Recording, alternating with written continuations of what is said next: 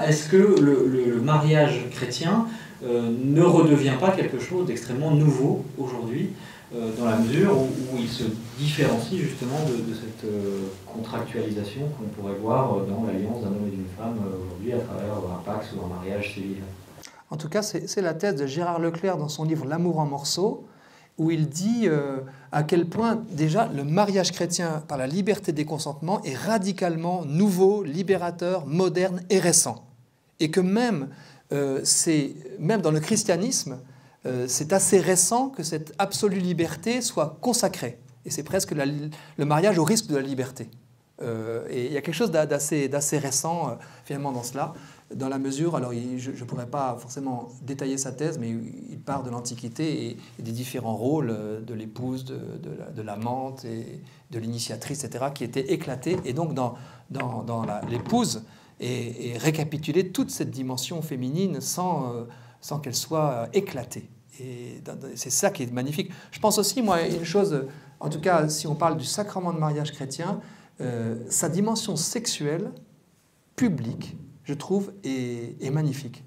C'est-à-dire que je convoque mes amis pour dire « ce sera ma femme, nous allons nous unir », on peut trouver d'autres formules pour l'expliciter, ça sera donc une chasse gardée, et publiquement je m'y engage, et si je ne vis pas cette union charnelle, le mariage est nul.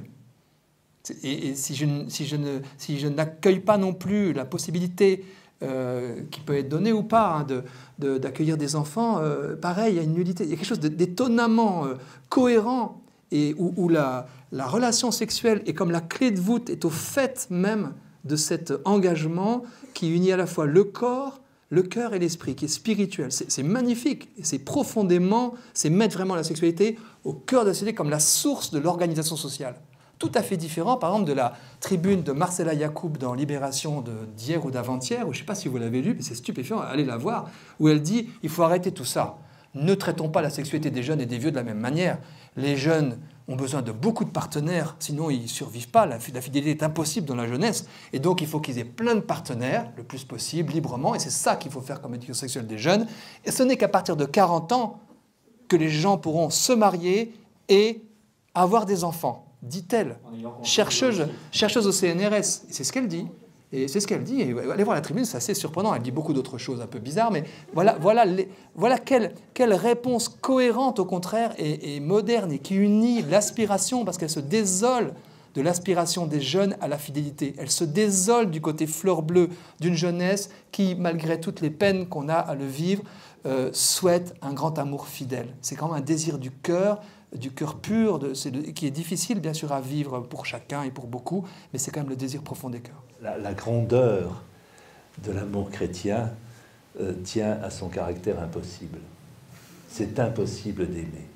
Et pourtant, le fait qu'on se donne à quelqu'un en faisant rimer amour avec toujours est quelque chose qui fondamentalement saisit l'être humain. Moi, ça m'intéresse plus de monter sur l'Himalaya que sur le Pharon, je m'excuse pour les Toulonnais. Hein. C'est-à-dire quelque chose d'immense, quelque chose de beau, quelque chose qui a un dépassement de soi, qui touche le meilleur de nous-mêmes. Et tout cela fait appel aux ressorts les plus profonds de l'humain. Et c'est ce qui est rendu possible avec la grâce de Dieu. Ce qui est rendu possible avec la grâce de Dieu. Par nos propres ressources, nous ne pouvons pas honorer toutes les exigences de l'amour. Nous sommes débiles en amour.